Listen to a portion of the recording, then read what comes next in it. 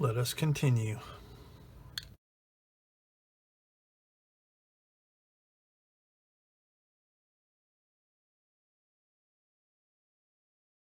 Hi everybody, and welcome back to Plastic Models by Regular Dude and part 3 of the Dragon 1/35th scale Panzer I Ausf A. In part 2, we completed all of step number 1, which is the running gear attached to the lower hull. So with that out of the way, we can now move on to step number 2, which is more hull parts, front and back, and some side support kind of things for the running gear. So let us start cutting some parts off and gluing some plastic. Before we go too much further, I just want to say that, like all of my videos, I start out the video demonstrating how I cut off and clean parts before putting them on the model. So this will be no different. I will cut off a few parts, show you how I cut them off, clean them up, and then from there on I will just do that off camera so as to save some time. So enough blabbing, let's move on, starting with parts D10 and D2. So we've got sprue D here, and we've got part number 2. And what I like to do on parts like this that have kind of a sketchy edge on them is I cut them back a ways from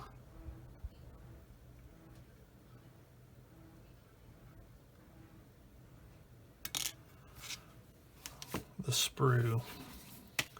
That way it's a little easier to clean them up without damaging the surrounding plastic.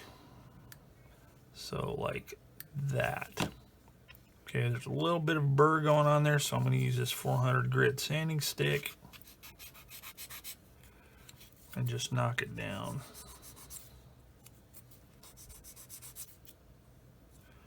Thusly,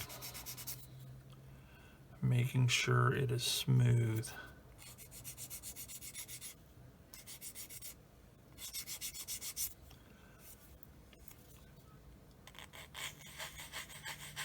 Like that. There we go. That's better. Because it may not be very visible when it's bare plastic, but as soon as you start putting paint and weathering on there, it's going to stick out like a sore thumb. So that is part 2, and then part 10, which is the front of the lower hull. And do the same thing here. This one. Now some parts, some manufacturers even, they will put the sprue gate on the non-detail surface. So like this, or non-exposed surface.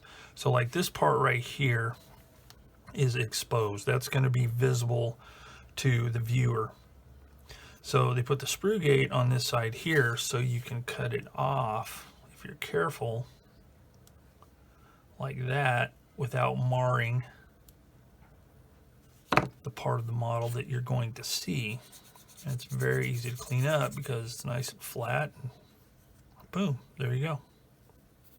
Bob's your uncle, as they say. All right, so those are ready to be glued on. So first thing we're going to do is test fit it. Now on this part here, this curved part goes towards the bottom, and this part with the lip goes up high. So let's put that in place there. Oh, nice, wonderful fit. You know, that fits really good. So what we want to do is make sure that the bottom is butted up against, and this is flush right there. Okay, so that looks, whoops.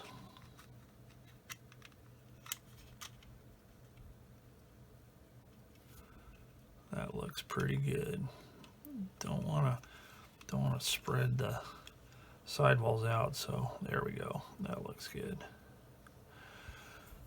So then I'm going to take this Tamiya extra thin and just run it right along the joint there. And there. And there. Okay. Look and make sure everything's lined up, because if something needs to be moved, now's the time to do it before it sets up too much. These are nice and flush here and here. So that looks good. So before I monkey around with the front, I'm going to let that set up really well, so I don't have to worry about knocking it out of whack. All right, next is to put this front bit on here, and there is a top and a bottom.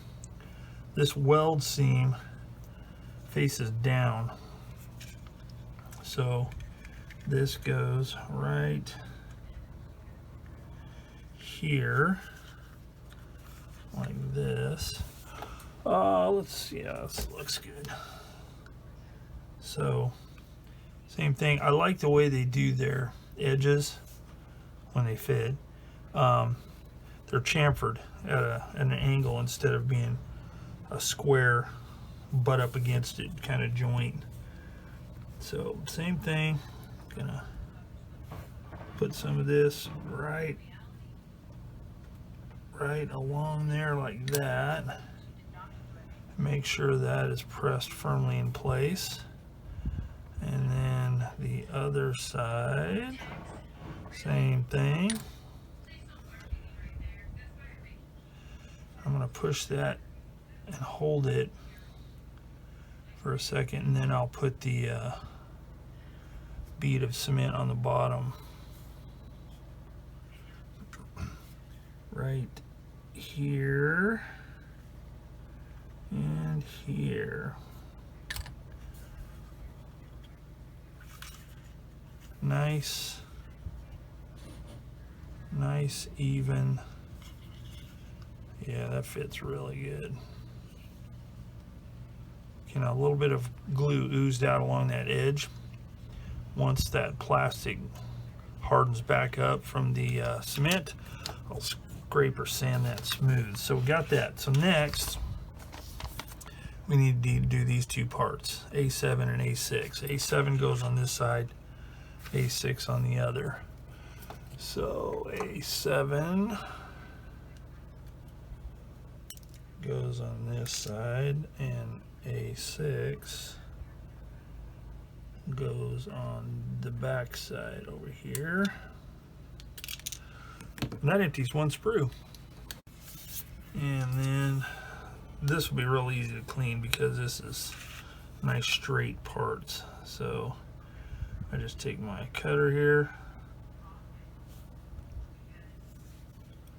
get it as close as I can, and trim it off.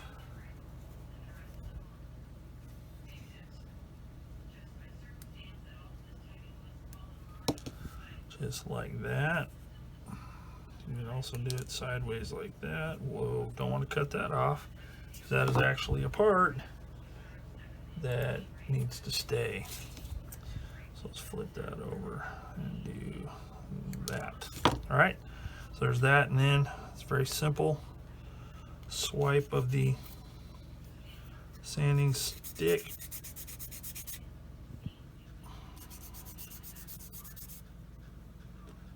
Make sure those sprue gates are flattened out really well.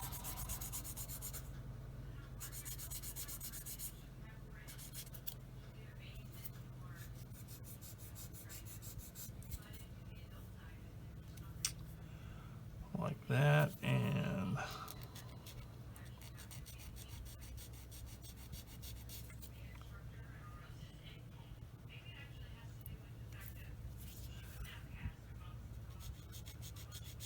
that,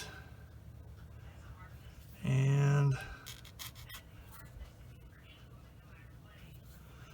I'm going to sand that down a little bit there, that sprue gate, but then I'm also going to scrape it with this, because there's a bit of a mold line on there, and this is the side that faces up, so I want to make sure that that is totally devoid of imperfection.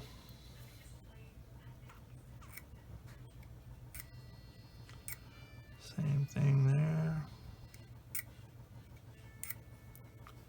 There we go. So that's the way I'll clean the other one up as well. All right, so next part is to glue these in place. Now that's why I was wondering why these pins were sticking out, and I should have put 2 and 2 together and figured it out, but I didn't. But those axle pins there that stick out, it's because they go on here like this, and it fits on there quite nicely. So I'll just make sure that's pressed down on there really well, and then use the old, to me, extra thin, and voila, and voila. So there's that one. Same thing on the other side, and you do need to make sure that this little detail here is facing up and towards the rear of the vehicle.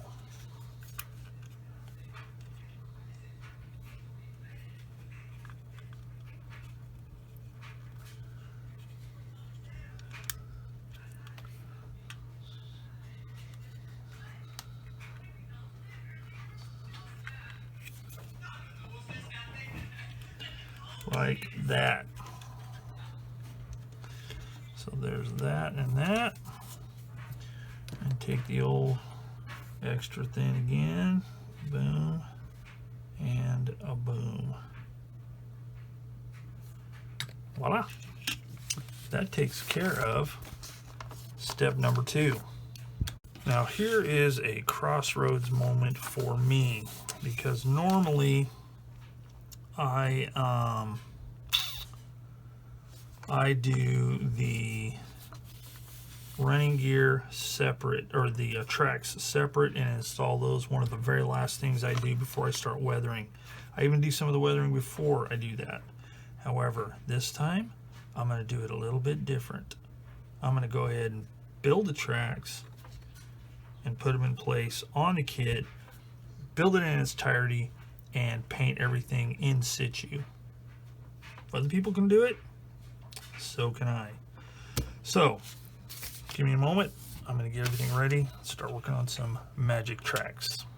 Okay, so let me just kind of go over somewhat quickly how I do this.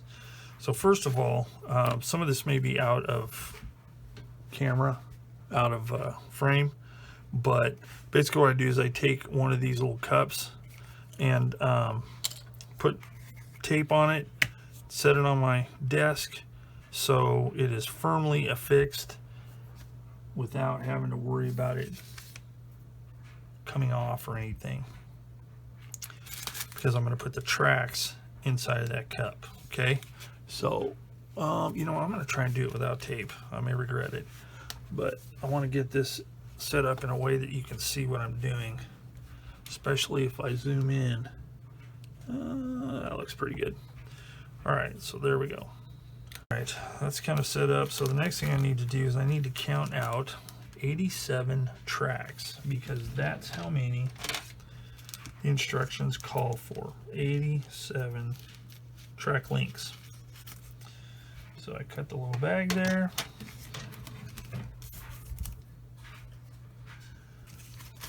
Dump them out. Now, if you're building, another kit that uses magic tracks, you may have 2 types. Well, not 2 types, but sometimes they come in 2 bags, because one will be a little bit darker than the other. The reason is because there is left hand and right hand. In this case, with these tracks, they are not left hand, right hand, so they're all the same, so you don't have to worry about keeping them separate. So we got 1, 2, 3.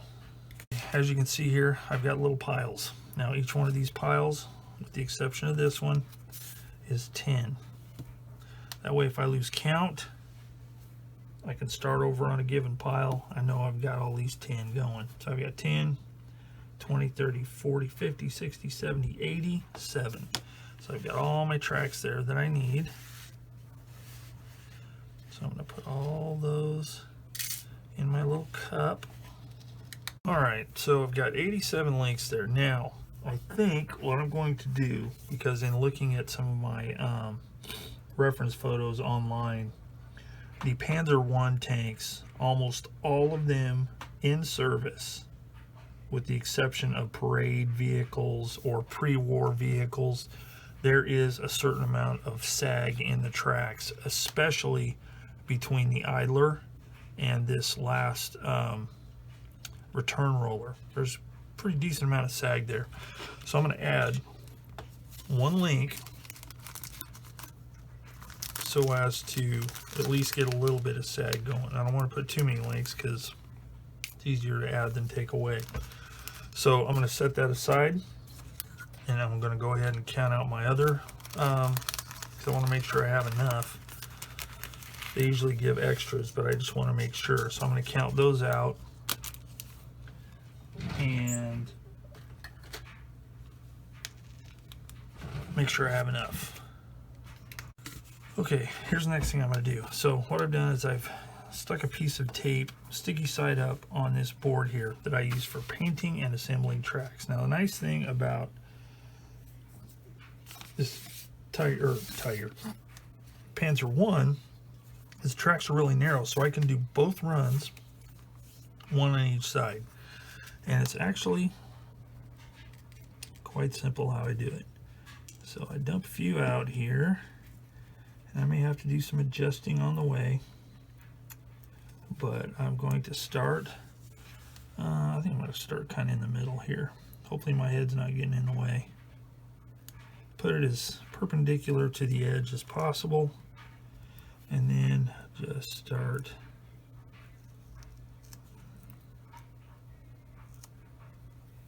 sticking them together like this.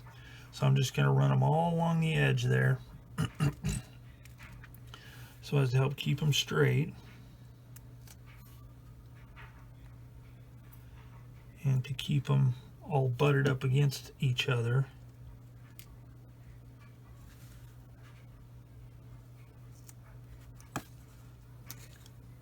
Like that. So I'm using the edge of the tape as a straight edge. I've even used rulers to do this before, but I don't think it's necessary in this particular case. I'm just making sure that they're staying butted up against each other because I don't want any gaps. Because I want a nice firm connection point, and it will become evident why in a little bit. So you can see what I'm doing here. I'm not going to do it all on camera because if I do, you're going to fall asleep if you haven't already. And I'm just going to line these things up and then come back. All right, once excuse me, once all of the tracks are laid out nice and straight, then I'm going to take some Tamiya extra thin and just start running it down the tracks, gluing it together.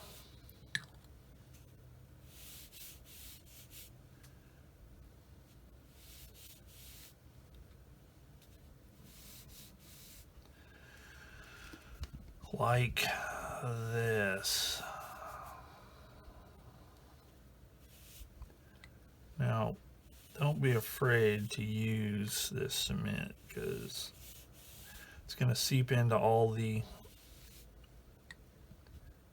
joints between the links, and you want it to be a pretty good pretty good joint. You don't want it to come off or come apart.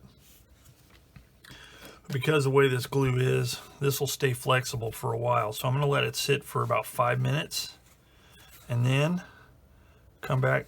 Now, I don't know if this looks crooked to you from the camera angle, but when I look down at it, it looks crooked.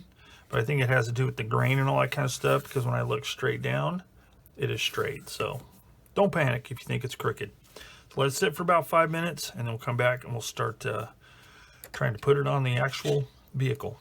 So So what I'm doing here is I've got my flat chisel blade on here, and I am carefully removing this from the tape. Now, as you can see, this is flexible and it's still moving around, but it's stuck together enough that it shouldn't come apart. I'm not going to say it won't, but it shouldn't.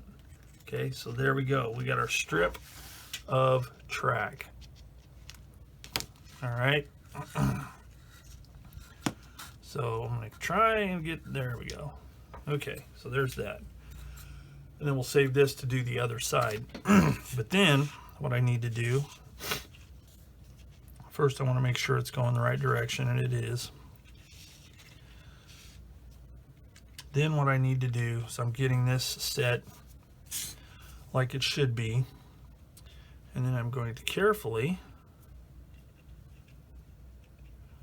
wrap this around thusly. Now I'm using the rear idler as my anchor point because that's the excuse me, that is the largest surface area that I can put that up against. So I'm just going to curve that up. You can't really see what I'm doing. Let me see if I can flip it on its side and show you what's going on here. So, oh man, see, it's really hard to do this when it's not sitting flat. I wish I could change my camera angle, but I just can't really. Crikey. Okay, I'm going to show you this. I'm not going to be able to finish it in this position, but this gives me the most area to be able to press these two links together like that. Okay, so hopefully that makes sense. And I'm gonna have to repair this right here because that came apart when I was trying to flip it over to show all of y'all, but it shouldn't be. There we go. It's not too hard because this glue stays soft for a little bit, so it kind of helps in manipulating it around. So now I need to carefully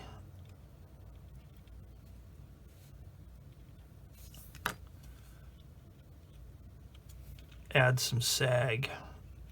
So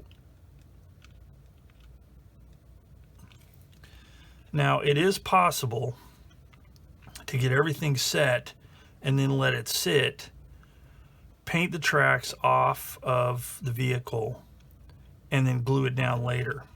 I haven't decided if I'm going to do that yet or not. But just carefully, oh, see, I just broke the track. Crikey. It was that weak link. So I'm just going to squeeze it back together.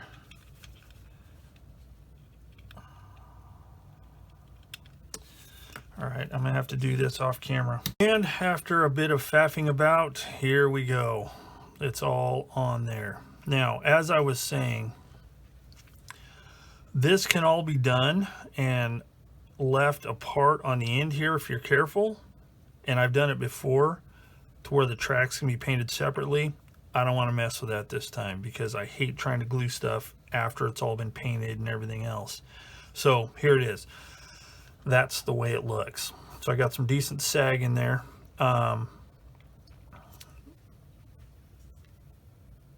In comparison to stuff I saw online, references I saw online. So I think it looks pretty good. The sag looks decent. It looks even. There's no kinks around anything, and that is kind of crucial to get it to look more realistic, or at least as realistic as plastic can look. So that side is done. So I am going to do the same thing to the other side. All right, the other side is done, and I am well stoked with it. It turned out pretty good. I'm digging the sag, looks pretty good. So that takes care of the tracks. So now I need to do the fenders. So let's get those cut off. All right, so got the fenders cut off. Now, one thing to watch for, especially on the outside edge, you know, it's got like a turned down edge and, you know, it looks good, but there is a mold seam line there. So that's going to take some pretty good sanding. So I'm using a 400 grit sanding stick, and I am just going down the side like this. These are pretty thin, so I can't just go swiping the whole thing because I could break it, or best bend it. But just sand, sand, sand, sand. Now I will do the rest off camera, but one thing to note, don't know if you can tell in the video, let's zoom it in and see if you can see, but it's where I've sanded, it's dull, and right down here it's kind of shiny. So that's the part that's fresh out of that hasn't been touched yet. And you can see, hopefully you can see a little bit the mold seam line and the little bit of remainder of what you call sprue gates. So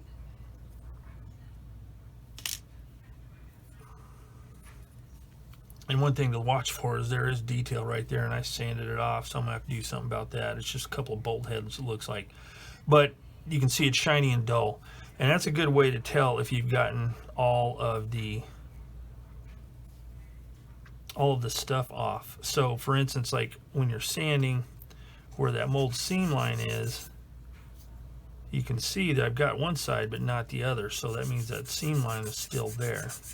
So that's a good indicator of sufficient sanding. Same thing where that sprue gate is. See, the seam is mostly gone, but there's a little bit of shininess around where that sprue gate was, so it's like not down far enough. Now it is. Okay, so that's just a little tip there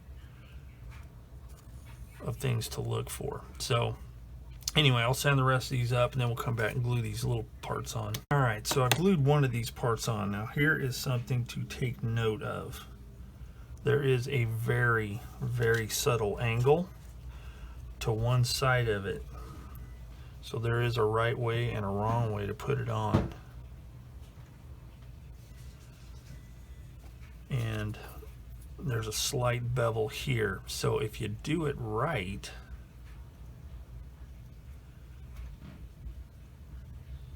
this is the way I did it. I held it in place.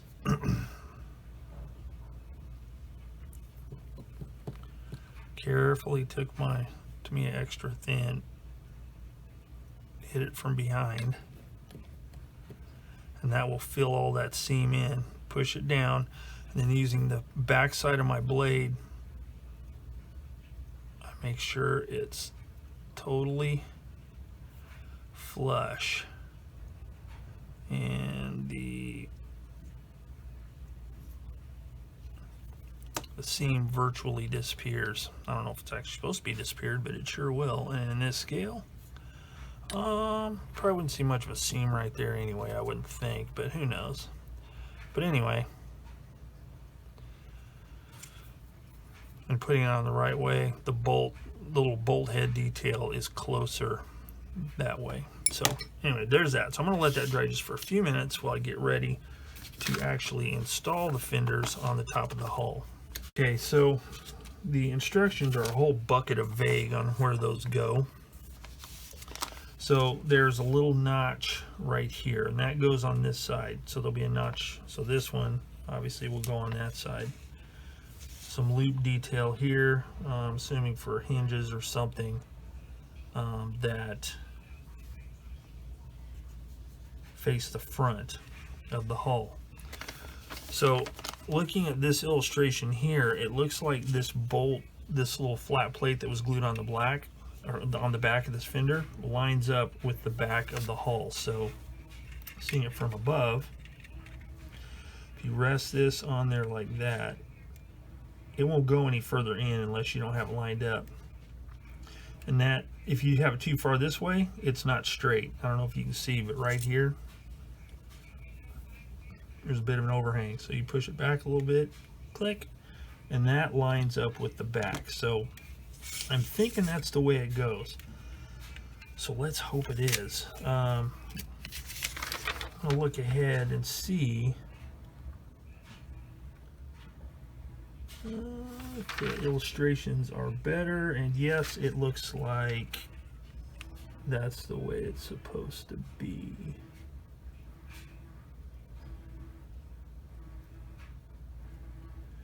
Yeah, because there's a space here, like right here and here. There's like a little bit of an angle, there's a little bit of a gap there, so I'm just going to assume that's the way it fits, because it does fit really well that way. So the way I'm going to glue that on there is I am going to use, let's see here. Oh yeah, and there's a whole ridge right here that fits up against that. Now, before I do that though, I almost forgot. There are some holes that have to be drilled. Okay, so if you turn these to match this way, wow, look at that. That's to scale, no less.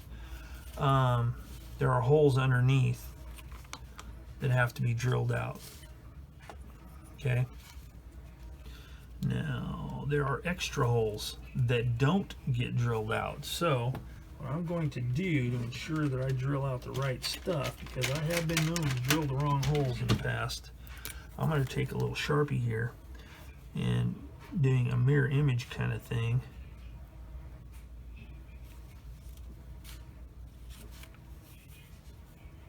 I am going to mark the ones that need to be drilled.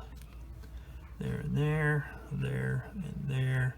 Obviously, these are for other versions of this vehicle. This one, this one, this one, and these two here. Alright, so we got that, and then we got this, this, this, this, this, and this. And then we've got this, this, this, and this. So, splendid. Alright, those don't seem to be scale though, but we will find out. Alright, then I'm going to take my handy dandy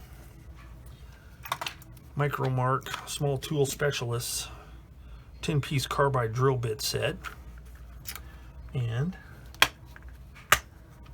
determine what size I need. It doesn't say what size to drill those out, so I'm just going to have to eyeball it and find a bit that fits. Okay, so 0.8 it looks like for these here. This one's going to be a little bit bigger. So it's real simple. Just turn them like this.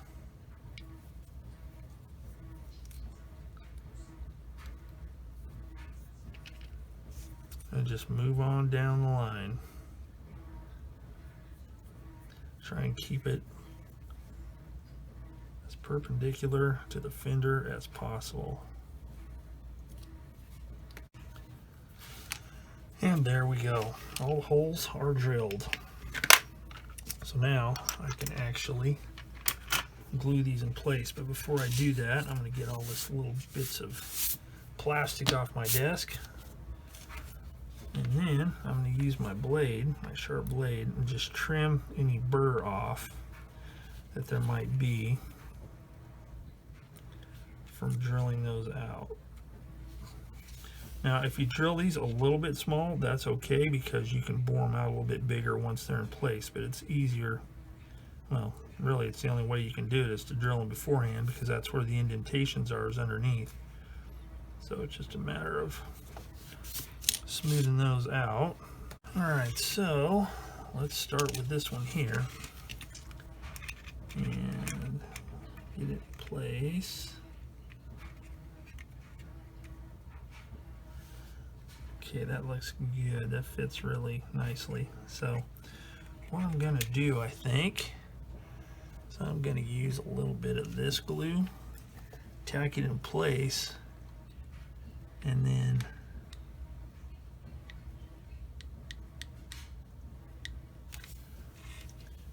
use to me extra thin to finish it up.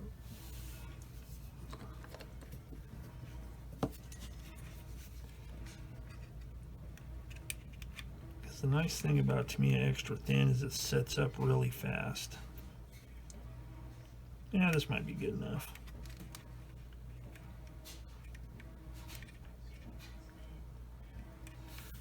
Okay, then I kind of eyeball it and make sure it's perpendicular to the ground. And that looks good. So do the same thing to the other side. All right, with that part done, now we can move on to installing all these parts on the rear of the hull. So let's see, what I'll do is I'm going to cut off this side stuff first and this, and then I'll do that second because it's got some parts that are the same that have different numbers. So let me get all these cut off and we'll glue them together.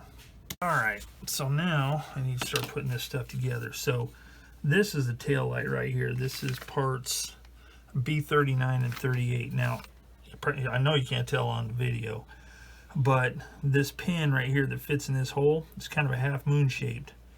So it will, you could probably fit it otherwise, but it is supposed to go a certain direction. And oh, see, these parts are so stinking small. And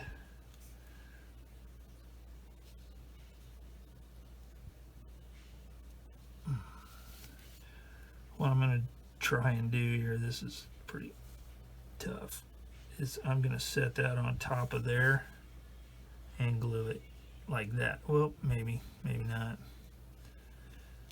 Maybe I should put a little bit of glue on there first so I can get it to stick. Oh, crikey. And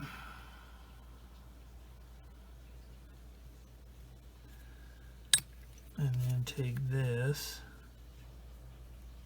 I tried doing it, dry fitting it the other way, and it just wasn't working. See, this is way small.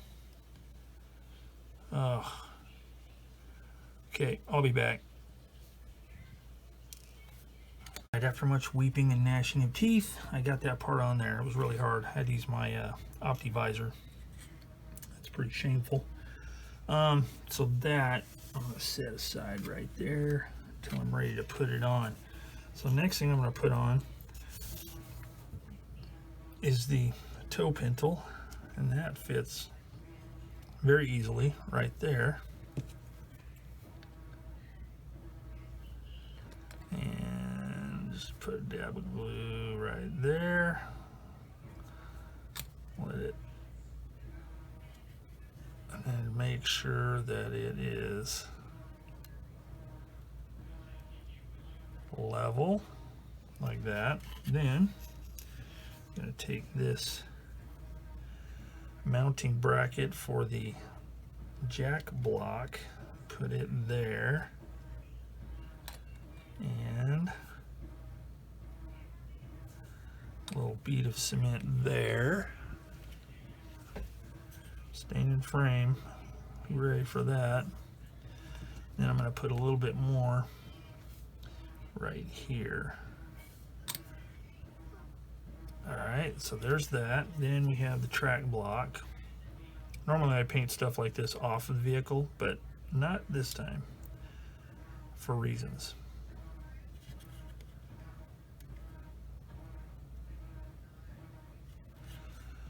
So we'll get a little bit of cement, put that along the side, and then a little bit along the bottom. And just for good measure, some right there. Okay, then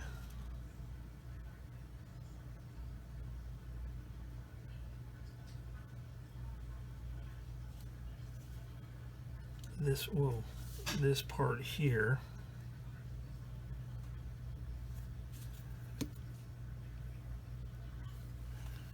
fits right here. Hope you can see how that fits, but this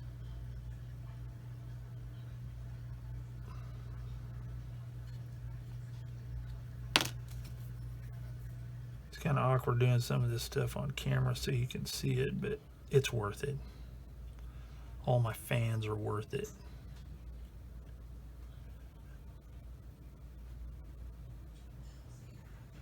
But this part right here goes in between those bolts on that plate. Okay, that looks pretty decent. I'll slide it into place a little better.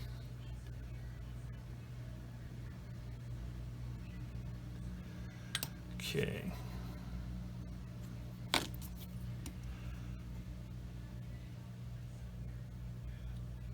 Oh man.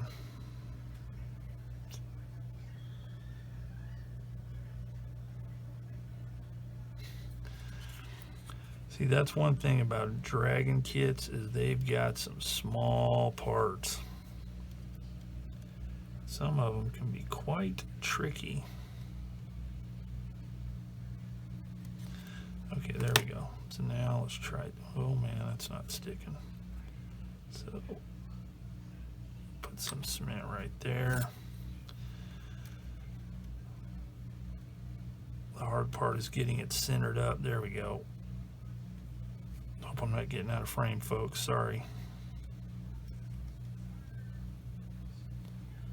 There we go.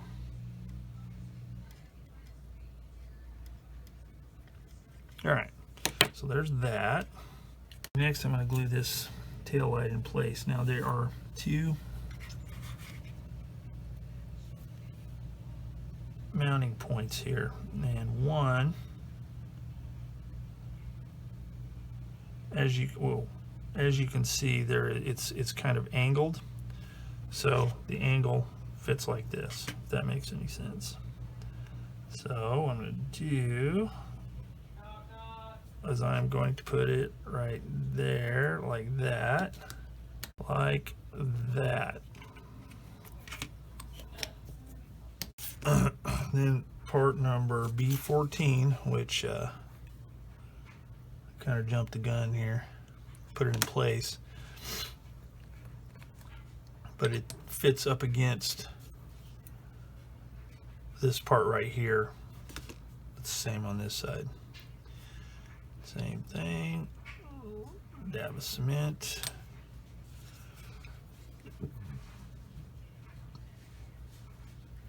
Good to go. And then the last thing is this here fender. And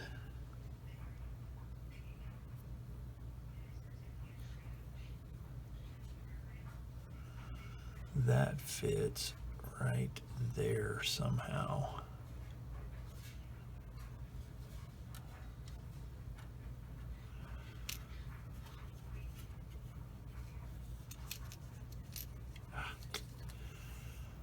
Like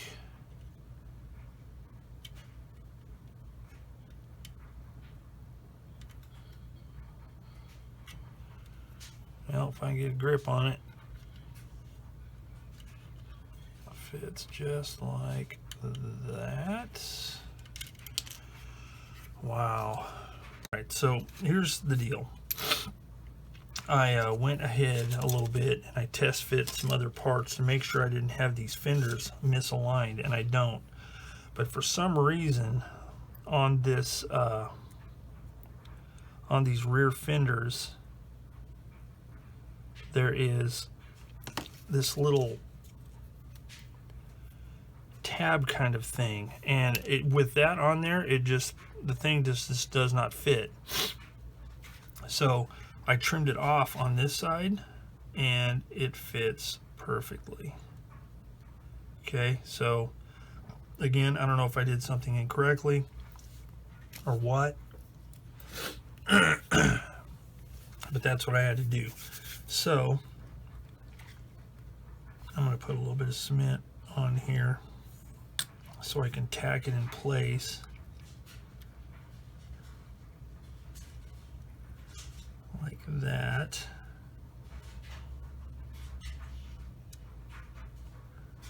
That's not holding very well. Let's let's try something else here. That's because that's a very thin piece. Let's see if I can do it like this. Sorry folks, I'm bumbling around here.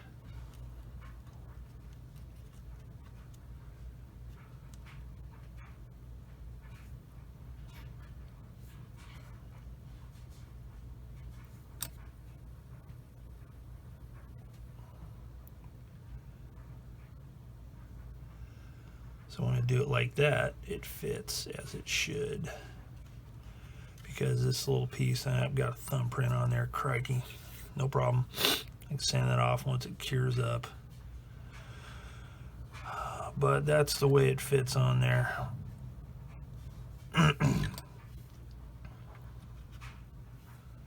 Straight, this part is flush here, so good to go. So all I need to do now is, you've seen me install these same 3 parts on the other side, so I'm going to do that off camera. And there it is, those 2 parts, and that back flappy fender part is done. Okay, so there it is. That concludes parts, or steps 2, 3, and 4. So I think with that, I'm going to end this video right here, and next time we will come back and start on step 5, which is a little more involved. So thanks for watching, following along with part 3 of the Dragon 1/35 scale Panzer I Ausf A. So if you enjoyed this video and you want to follow along with more of this build or any of my other builds, hit the subscribe button, hit the notification deal, and that'll let you know when I'm putting up another one of my glorious cinematic masterpieces. So, as always, thank you for watching Plastic Models by a Regular Dude, and I will see you all later.